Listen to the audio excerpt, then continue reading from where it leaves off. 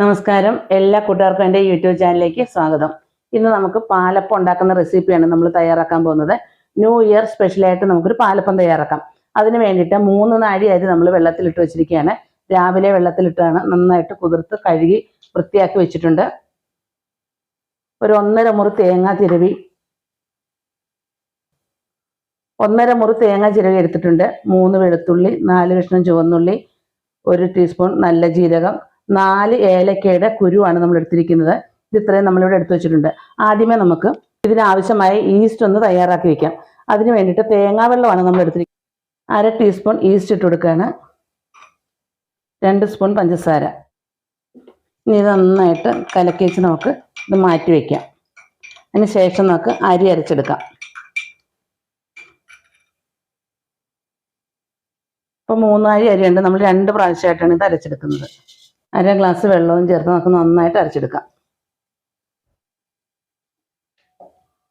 അപ്പം അരി നമ്മൾ നന്നായിട്ട് അരച്ചെടുത്തിട്ടുണ്ട്. അതൊരു പാത്രത്തിലേക്ക് ഒഴിച്ചു കൊടുക്കാം. ഒരു വലിയ പാത്രത്തിലേക്കാണ് നമ്മൾ ഒഴിച്ചു കൊടുക്കുന്നത്. കാരണം പുളിച്ച് പൊങ്ങിയാൽ താഴെ പോകരുത്. അപ്പം ബാക്കി അരയ്ക്കുന്നതിന് മുമ്പായിട്ട് നമുക്ക് കപ്പി കാച്ചി വയ്ക്കാം. അതിന് വേണ്ടിയിട്ട് ഈ മാവിൽ നിന്ന് തേങ്ങ അരയ്ക്കുന്നതിന് മുമ്പുള്ള മാവ് വേണം നമ്മൾ എടുക്കാനായിട്ട്. ഒരു 2 തവി മാവ് എടുക്കുകയാണ്. 3 നാഴി അരി ആയതുകൊണ്ടാണ് നമ്മൾ 2 തവി എടുത്തത്. 1.5 നാഴി അരിയാണെങ്കിൽ 1 തവി എടുത്താൽ മതി, ഇതുപോലുള്ള തവിക്ക്. ഇനി ഇതിനകത്തേക്ക് ഒരു 1.5 ഗ്ലാസ് വെള്ളവും ചേർത്ത് നമുക്ക് നന്നായിട്ട് ഇതൊന്ന് കാച്ചിയെടുക്കാം. കുറുക്കിയെടുക്കണം നന്നായിട്ട്.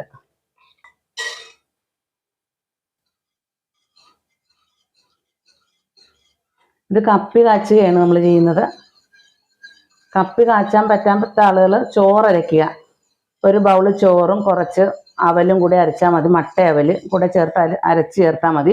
ഇല്ലെങ്കിൽ അവലില്ലെങ്കിൽ ചോറ് മാത്രം മതി. പക്ഷേ ടേസ്റ്റ് എപ്പോഴും നമ്മൾ ഇതേപോലെ ചെയ്യുന്നതിനായിരിക്കും. ചോറ് ചേർത്ത് അരച്ച് വെച്ചാൽ പിറ്റേ ദിവസം ഒരു ദിവസം കഴിഞ്ഞ് മാവ് കൂടുതലുണ്ടെങ്കിൽ മിച്ചം പെട്ടെന്ന് പുളിക്കും. പുളിച്ച് വല്ലാതായിപ്പോൾ. അതേസമയം നമ്മൾ കപ്പി കാച്ചി വയ്ക്കുകയാണെങ്കിൽ ആ പ്രശ്നം ഉണ്ടാവില്ല. അപ്പം നന്നായിട്ട് തിളച്ച് വന്നിട്ടുണ്ട്. തിളച്ചപ്പോൾ തന്നെ കുറുകാൻ തുടങ്ങി. നന്നായിട്ട് കുറുകിക്കോട്ടെ. കുറുകി കഴിഞ്ഞ് നമുക്ക് മിക്സിയുടെ തണുപ്പിച്ചതിന് ശേഷം മിക്സിയുടെ ജാറിലിട്ട് നന്നായിട്ടൊന്ന് അടിച്ച് ചേർത്ത് വെച്ചാൽ മതി. അപ്പോൾ ഈ കട്ടയൊക്കെ മാറിക്കിട്ടും. ഇങ്ങനെ ചെയ്ത് വെക്കുമ്പോൾ അപ്പം നല്ല സോഫ്റ്റും ആയിരിക്കും. അപ്പം നന്നായിട്ട് കുറുകി വന്നിട്ടുണ്ട്. ഇനി നമുക്ക് തണുപ്പിച്ചെടുക്കാം. തണുത്തതിന് ശേഷം നമുക്ക് മാവിനകത്തേക്ക് ചേർത്ത് കൊടുക്കാം. മിക്സിയുടെ ജാറിലിട്ടൊന്ന് നന്നായിട്ട് അടിച്ചിട്ട് നന്നായിട്ട് ഇപ്പം കുറുകിയില്ല.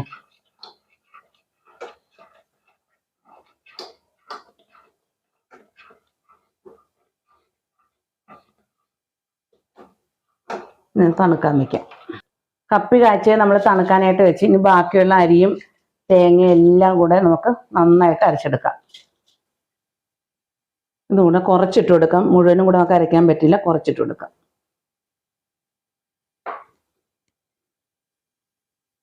അര ഗ്ലാസ് വെള്ളം ചേർത്ത് അരയ്ക്കാം. രണ്ടാമത്തത് നമ്മൾ അരച്ചെടുത്ത് ഇതേപോലെ അരച്ചെടുത്തിട്ടുണ്ട്. ഇതിലേക്ക് ഒഴിച്ചു കൊടുക്കാം.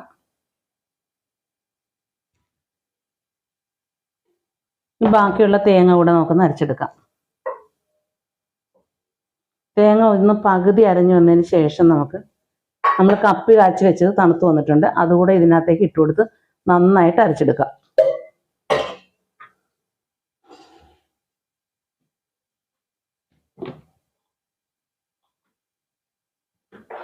ഇതിലേക്ക് കപ്പി കാച്ചത് കൂടെ എടുത്ത് ഒരു 2 സെക്കൻഡ് ഒന്നെല്ലാം കൂടെ നമുക്കൊന്ന് കറക്കിയെടുക്കാം. അപ്പം എല്ലാം നമ്മൾ അരച്ചെടുത്തിട്ടുണ്ട്. ഇതിലേക്ക് ചേർത്ത് കൊടുക്കാം.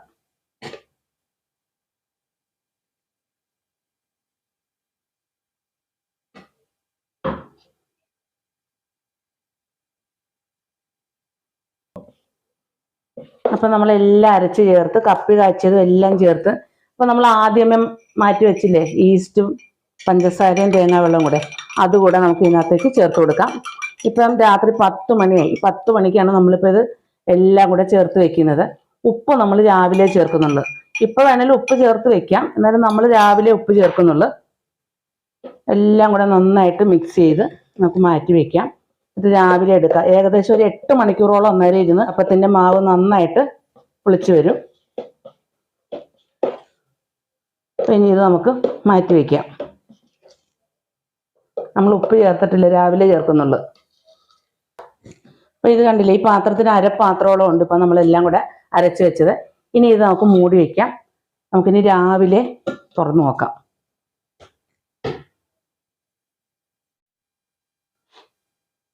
അപ്പോൾ ഇനി നമുക്ക് മാവൊന്ന് തുറന്നു നോക്കിയാലോ. രാവിലെയായി, 6 മണിയായി. നമുക്ക് തുറന്നു നോക്കാം. മാവെല്ലാം നന്നായിട്ട് പുളിച്ച് വന്നിട്ടുണ്ട്. ഇനി ഇതിലേക്ക് ഇതിനാവശ്യമായ ഉപ്പ്,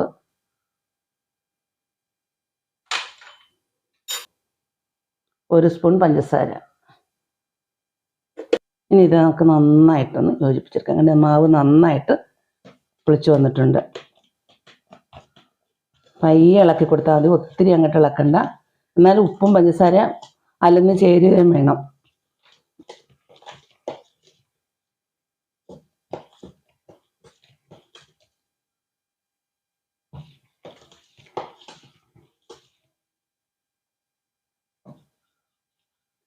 ഇപ്പോൾ നമ്മുടെ മാവെല്ലാം ഇവിടെ റെഡിയാക്കി എടുത്തിട്ടുണ്ട്. കണ്ടില്ലേ, ഇതേപോലെ പരുവത്തിൽ വേണം ലൂസാക്കി എടുക്കാനായിട്ട്. ഇനി നമുക്ക് അപ്പച്ചട്ടി അടുപ്പത്ത് വെച്ച് ഫ്ലെയിം ഓണാക്കാം. ചട്ടി നന്നായി ചൂടായി വന്നിട്ടുണ്ട്. അതിലേക്ക് നല്ലെണ്ണ വേണം നമ്മൾ തടവി കൊടുക്കാനായിട്ട്. അതിന് ശേഷം നമ്മൾ ഒരേ തവി മാവ് ഇതിനകത്തേക്ക് കോരി ഒഴിക്കുക.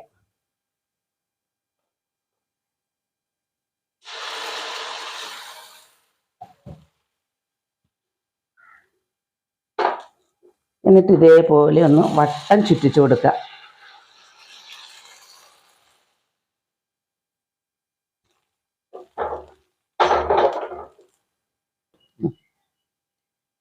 ബബിൾസൊക്കെ ഇതേപോലെ വന്നു തുടങ്ങുമ്പോൾ നമുക്കൊന്ന് 2 മിനിറ്റ് ഒന്ന് മൂടി വെച്ച് വേവിക്കാം.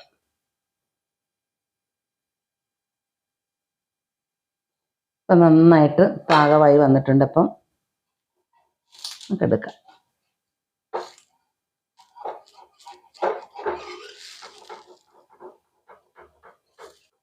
നമ്മുടെ അപ്പച്ചട്ടി നോൺ സ്റ്റിക്കിൻ്റെ അപ്പച്ചട്ടിയൊന്നുമല്ല, ഇരുമ്പിൻ്റെയാണ്. ഇതേപോലുള്ള നോൺ സ്റ്റിക്കിനേൽ നല്ല നമുക്ക് അപ്പം ഉണ്ടാക്കിയെടുക്കാൻ ഇതാണ് നല്ലത്. കണ്ടില്ലേ, നടുവശമൊക്കെ പൊങ്ങി നല്ല പെർഫെക്റ്റ് ആയിട്ടുള്ള അപ്പം, പാലപ്പം റെഡിയായി. ഇതേപോലെ നമുക്ക് കുറച്ചുകൂടെ ഉണ്ടാക്കിയെടുക്കാം. നോൺ സ്റ്റിക്കിൻ്റെ പാത്രമാകുമ്പോൾ നമുക്കിങ്ങനെ പെട്ടെന്ന് കൈകൊണ്ടെടുക്കാം. നമ്മുടെ ഇരുമ്പിൻ്റെ ചീനച്ചട്ടി നമ്മൾ എപ്പോഴും ഇതേപോലുള്ള പാത്രങ്ങൾ തന്നെ ഉപയോഗിക്കുന്നതായിരിക്കും നല്ലത്. കണ്ടില്ലേ, നല്ല മൊരിഞ്ഞ പാലപ്പം. അതുപോലെ എണ്ണ തൂക്കാനായിട്ട് ഉപയോഗിക്കുന്ന നമ്മൾ നല്ല വെള്ള തിരശ്ശീല തുണി ഇതേപോലെ എടുത്ത് ഉപയോഗിക്കുന്നതായിരിക്കും എപ്പോഴും നല്ലത്. നമ്മൾ ഇടയ്ക്കിടയ്ക്കൊന്ന് മാറ്റി കൊടുത്താൽ മതിയല്ലോ.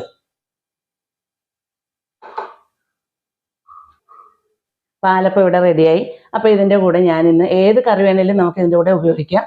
നമുക്കിന്നൊരു ബീഫ് കുറുമ തയ്യാറാക്കാം. ഇനി ബീഫ് കുറുമ തയ്യാറാക്കുന്നത് എങ്ങനെയാണെന്ന് നമുക്ക് വീഡിയോ കണ്ടു നോക്കാം. അപ്പോൾ നമ്മൾ അപ്പം എല്ലാം തയ്യാറാക്കി കഴിഞ്ഞു. ഇനി അതിന് വേണ്ട ബീഫ് കുറുമ കൂടെ നമുക്ക് തയ്യാറാക്കാം. അതിന് വേണ്ടിയിട്ട് 1 കിലോ ബീഫ് നമ്മൾ കഴുകി വൃത്തിയാക്കി ചെറുതായിട്ട് അരിഞ്ഞെടുത്ത് വെച്ചിട്ടുണ്ട്. അല്പം നെയ്യോട് കൂടിയുള്ളത് വേണം നമ്മൾ കുറുമയ്ക്ക് വേണ്ടിയിട്ട് എടുക്കാനായിട്ട്. 10-25 അല്ലി വെളുത്തുള്ളി, ഒരു വലിയ കഷ്ണം ഇഞ്ചിയും നമ്മൾ ചതച്ചെടുത്തിട്ടുണ്ട്. 3 മീഡിയം സൈസ് സവാള, കുറച്ച് ചെറിയ ഉള്ളി. നമ്മൾ എരിവിന് മുളകൊന്നും ചേർക്കുന്നില്ല, അത് കാരണം 4 വലിയ പച്ചമുളക് നമ്മൾ എടുത്തിട്ടുണ്ട്. കറിവേപ്പില. ഇനി നമുക്ക് ആദ്യമേ ഇറച്ചി ഒന്ന് വേവിച്ചെടുക്കാം.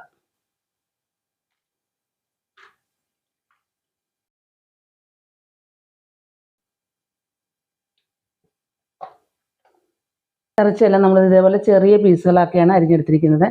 ഇനി ഇതിലേക്ക് നമ്മൾ എടുത്തു വെച്ചിരിക്കുന്ന വെളുത്തുള്ളിയും ഇഞ്ചിയും പകുതി ഇതിനകത്തേക്ക് ഇട്ട് കൊടുക്കാം. നമുക്ക്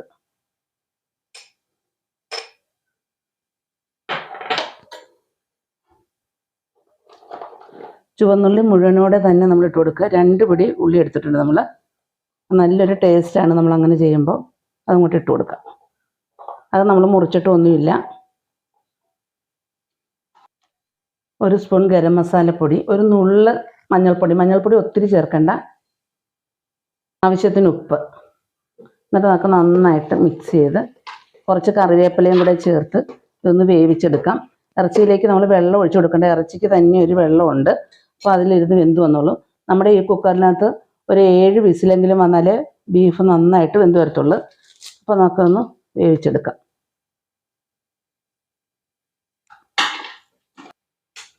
അപ്പോൾ ഇത് ഇവിടെ ഇരുന്ന് വെന്ത് വരട്ടെ. 7 വിസിൽ വരണം, അതുവരെ വെന്ത് വരട്ടെ. അപ്പോൾ നമുക്ക് മറ്റു ചേരുവകളൊക്കെ ഒന്ന് വറയിട്ടെടുക്കാം. അപ്പോൾ നമ്മൾ പാനകത്താണ്, ഒരു വലിയ പാനകത്താണ് നമ്മൾ കറി റെഡിയാക്കുന്നത്. അതിനകത്തേക്ക് നമുക്കൊരു 3 സ്പൂൺ വെളിച്ചെണ്ണ ഒഴിച്ച് കൊടുക്കാം. ഇപ്പോൾ എണ്ണ ചൂടായി വന്നിട്ടുണ്ട്. അതിലേക്ക് 3 ഗ്രാമ്പും 3 ഏലയ്ക്ക, ഒരു ചെറിയ കഷ്ണം കറുവയും കൂടി ഇട്ട് കൊടുക്കാം നമുക്ക്.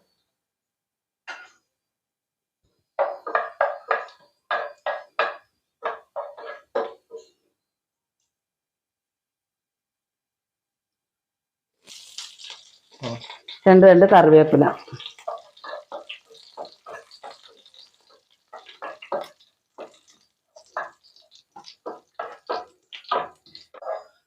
ഇനി ഇതിലേക്ക് നമ്മൾ അരിഞ്ഞു വെച്ചിരിക്കുന്ന സവാള ഇട്ട് നന്നായിട്ടൊന്ന് വഴറ്റിയെടുക്കാം.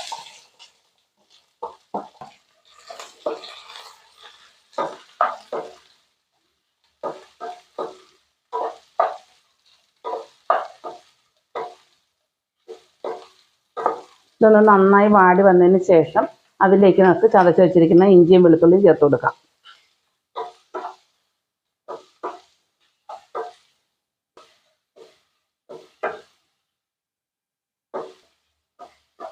അപ്പോൾ സവാള എല്ലാം വാടി വന്നിട്ടുണ്ട്. ഇനി ഇതിലേക്ക് നമുക്ക് ഇഞ്ചിയും വെളുത്തുള്ളി ഇട്ട് കൊടുക്കാം. ഇത് നന്നായിട്ടൊന്ന് എല്ലാം കൂടെ വഴറ്റിയെടുക്കാം.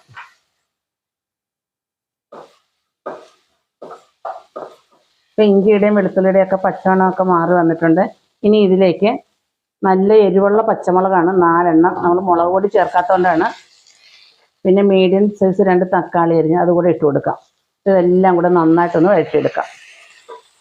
ഇതിനാവശ്യമായ ഉപ്പ് കൂടെ നമുക്ക് ചേർത്ത് കൊടുക്കാം.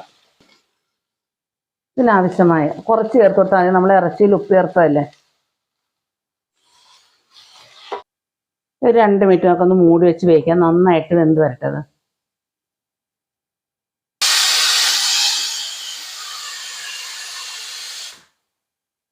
അപ്പോൾ നമ്മുടെ ഇറച്ചി അടുപ്പത്ത് വെച്ചിട്ട് ഒരു 7 വിസിൽ വന്ന് നമ്മൾ ഫ്ലെയിം ഓഫാക്കുകയാണ്. ഞാൻ ഒന്ന് തണുത്ത് വരട്ടെ. അപ്പോൾ നമുക്കൊന്ന് തുറന്ന് നോക്കാം.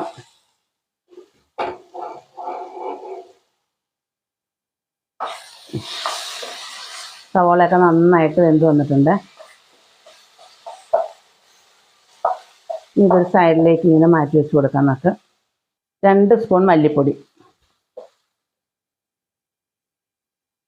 1 സ്പൂൺ കുരുമുളക് പൊടിച്ചത്, 3/4 ടീസ്പൂൺ പെരിഞ്ജീരകം പൊടിച്ചത്, 1/2 ടീസ്പൂൺ ഗരം മസാല. ഇതെല്ലാം കൂടെ നമുക്ക് ഇതിൻ്റെ പച്ചമണം മാറുന്നവരെ ഒന്ന് വഴറ്റി കൊടുക്കാം.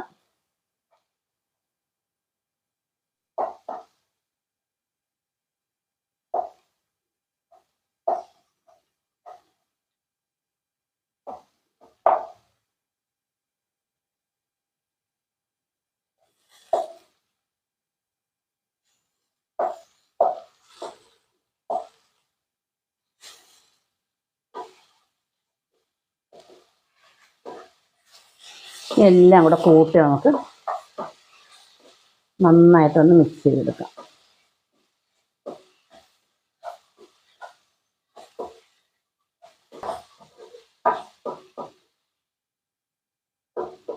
ലോ ഫ്ലെയിമിലാക്കി വെച്ചിട്ട് 2 മിനിറ്റ് കൂടെ നമുക്കൊന്ന് മൂടി വയ്ക്കാം.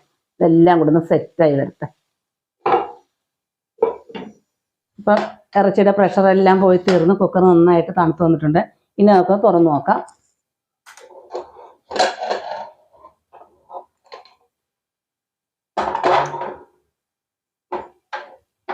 ഇറച്ചി നന്നായി വെന്ത് വന്നിട്ടുണ്ട്.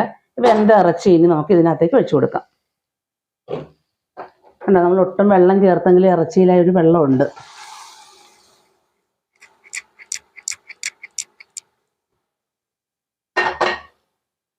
എല്ലാം കൂടെ നന്നായിട്ടൊന്ന് മിക്സ് ആക്കി കൊടുക്കാം. നമ്മുടെ സവോളയും ഉള്ളിയും എല്ലാം നന്നായിട്ട് വെന്തല്ലെന്ന് അതിനകത്തേക്ക് ചേർന്ന്. നമ്മൾ ചെറിയ ഉള്ളി അതിനകത്തേക്ക് ഒരു 2 പിടി ഉള്ളി ഇട്ട് വേവിക്കുമ്പോൾ അത് പ്രത്യേക ഒരു ടേസ്റ്റ് തന്നെയാണ് കുറുമയ്ക്ക്. അതുപോലെ തന്നെ ഇതിനകത്തേക്ക് നമ്മൾ തേങ്ങാപ്പാൽ ചേർക്കും. തേങ്ങാപ്പാൽ ഇല്ലാത്തവർക്ക് കശുവണ്ടി വെള്ളത്തിലിട്ടേച്ച് നമ്മളത് അരച്ച് ചേർത്താലും മതി. ഇത് രണ്ടും നമുക്ക് ചേർക്കാവുന്നതാണ് കുറുമയിലേക്ക്. അപ്പം എല്ലാം നന്നായിട്ട് മിക്സായി വന്നിട്ടുണ്ട്. ഇനി ഇത് നമുക്ക് ഒരു 2 മിനിറ്റ് കൂടി ഇതെല്ലാം കൂടെ ഒന്ന് അരപ്പെല്ലാമായിട്ടൊന്ന് യോജിച്ച് വരണ്ടേ, ഒരു 2 മിനിറ്റ് കൂടെ നമുക്കൊന്ന് മൂടി വയ്ക്കാം.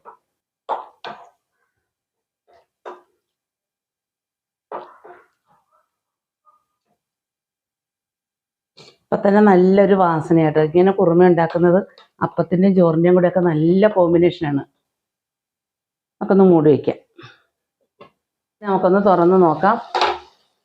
അല്ലല്ലോ, എല്ലാം നന്നായിട്ട് ചേരുവയെല്ലാം നന്നായിട്ട് ചേർന്നിട്ടുണ്ട്. ഇനി നമുക്കിതിലേക്ക് ഒരു ചെറിയ തേങ്ങ പിഴിഞ്ഞ് അതിൻ്റെ പാല്, നല്ല കട്ടിപ്പാലാണ്, തേങ്ങാപ്പാൽ, ഒരു ചെറിയ തേങ്ങയുടെ ഫുൾ തേങ്ങയുടെ തേങ്ങാപ്പാലുണ്ട്, അത് നമുക്ക് ഇതിനകത്തേക്ക് ഒഴിച്ചു കൊടുക്കാം. അപ്പത്തിനൊക്കെ കഴിക്കുമ്പോൾ നമുക്ക് ഇച്ചിരി ചാറ് വേണ്ടേ, അപ്പം നമുക്ക് ഇച്ചിരി തേങ്ങാപ്പാൽ കൂട്ടി അങ്ങ് ഒഴിച്ചു കൊടുത്താൽ മതി. തേങ്ങാപ്പാൽ ഒഴിച്ച് കഴിഞ്ഞാൽ അങ്ങോട്ട് തിളച്ച് പൊട്ടിപ്പോരുത്, നന്നായിട്ടൊന്ന് ചൂടായാൽ മതി. ഈ സമയത്ത് ഇവിടെ ഉപ്പൊക്കെ ഒന്ന് ചെക്ക് ചെയ്യുക. കണ്ടോ, ഇത് കാണുമ്പോൾ തന്നെ അറിയത്തില്ലേ അത്രയ്ക്ക് ടേസ്റ്റി ആയിട്ടുള്ളൊരു കുറുമയാണെന്ന്.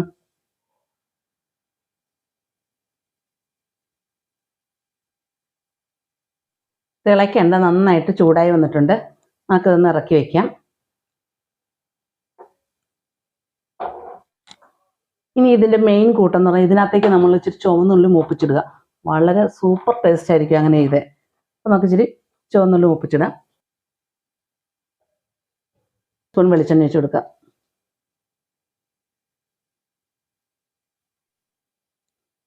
കുറച്ചധികം ചുവന്നുള്ളി ഉണ്ട്, കണ്ടില്ല, ഇതേപോലെ വട്ട അരിഞ്ഞ് ഇതിനകത്തേക്ക് ഇട്ട് നമുക്കൊന്ന് മൂപ്പിച്ചിടാം.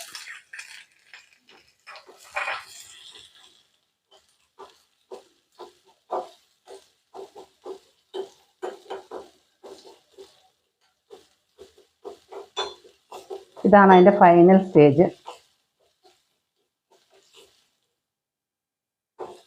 അപ്പോൾ ഈ ന്യൂ ഇയറിന് നിങ്ങളും എല്ലാവരും ഇതേപോലെ ഒരു പാലപ്പവും ബീഫ് കുറുമയും തയ്യാറാക്കുക. എന്നിട്ട് തയ്യാറാക്കിയിട്ട് നിങ്ങളുടെ അഭിപ്രായങ്ങൾ പറയണം കേട്ടോ. അപ്പം നമ്മുടെ ഉള്ളിയെല്ലാം നന്നായിട്ട് മൂപ്പിച്ചിട്ടുണ്ട്. ഇനി നമുക്ക് ഇതിൻ്റെ മുകളിലേക്ക് ഇട്ട് കൊടുക്കാം.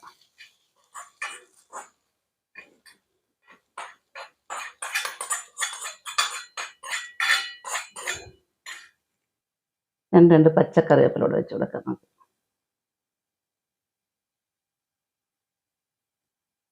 നല്ല നാടൻ കറിവേപ്പിലയാണ്.